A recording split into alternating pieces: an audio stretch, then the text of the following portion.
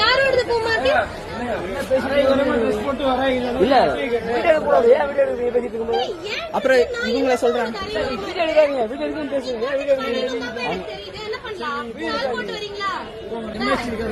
யாரையும் நீங்க கூட்டிட்டு வாப்பா சொன்னா கூட்டிட்டு வாங்க. நான் அல்வேட் இட்ஸ் ஓகே, பரவாயில்ல. வேற வேலை எல்லாம் பெருசா இல்ல, கூட்டிட்டு வர சொல்லுங்க. இல்லனா இந்த மாதிரி ஏதாச்சும் உங்களுக்கு சொல்லிருக்காங்களா இந்த மாதிரி அசம்பாவித யாராச்சும் வந்து?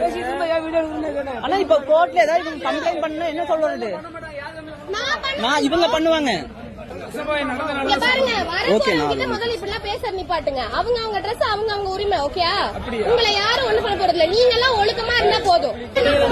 நான் இந்த ட்ரெஸ் அரை குறைனா வேற எந்த ட்ரெஸ் போடுறது? நீங்க ஒரு ஏதாவது லிஸ்ட் வச்சிருக்கீங்களா?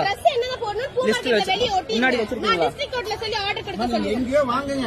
இது பப்ளிக் மார்க்கெட். வர்றவங்க கொஞ்சம் டீசெண்டா வரணும்னு எதிர்பார்க்கறேன், அவ்வளவுதான். மத்தபடி யாராவது ஏதாவது பண்ணிட்டா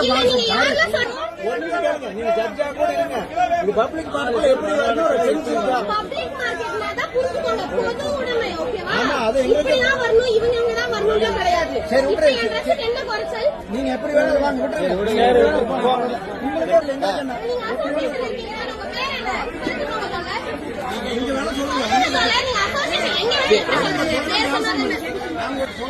உங்க பேர் சொல்லுங்க தோழர்.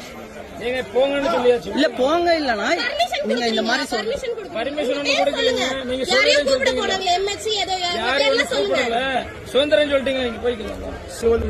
கூட்டம் போட்டுருக்கீங்க. இங்க பாருங்க, நாங்க கூட்டம் போட வரலங்கய்யா. நான் மார்க்கெட்ல பூ வாங்குறதுக்கு நாங்க சும்மா ரேண்டமா உள்ள வந்தோம். இவர் என்ன பார்த்த உடனே என்ன இப்படி அரைங்குறைமா ட்ரெஸ் போட்டு பூ மார்க்கெட்டுக்குள்ள வரீங்கன்னு கேட்டு இருக்காங்க. இப்ப என் ட்ரெஸ் என்ன அரைங்குறைமா இருக்கு, இவரு வர வேணாம்னு சொல்லுங்க. நீங்க அப்ப எப்படி பாத்துருக்கீங்க? இல்ல இப்ப நீங்க எப்படி பாத்துருக்கீங்க? சொல்லலாமா?